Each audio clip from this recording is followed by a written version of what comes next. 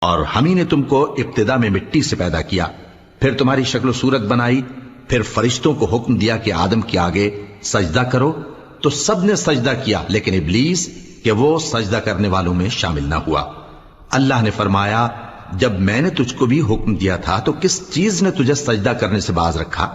اس نے کہا کہ میں اس سے افضل ہوں، مجھے تو نے آگ سے پیدا کیا ہے اور اسے مٹی سے بنایا ہے۔ فرمایا تو بہشت سے اتر جا، تجھے شایع نہیں کہ یہاں تکبر کرے، پس نکل جا کہ تو ذلیل لوگوں میں سے ہے۔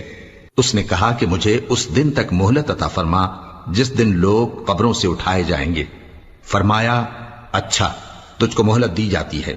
بولا کہ مجھے تو نے گمراہ کیا ہی ہے، میں بھی تیرے سیدھے رستے پر ان کو گمراہ کرنے کے لیے بیٹھوں گا، پھر ان کے آگے سے اور پیچھے سے اور دائیں سے اور بائیں سے غرض ہر طرف سے آؤں گا اور تو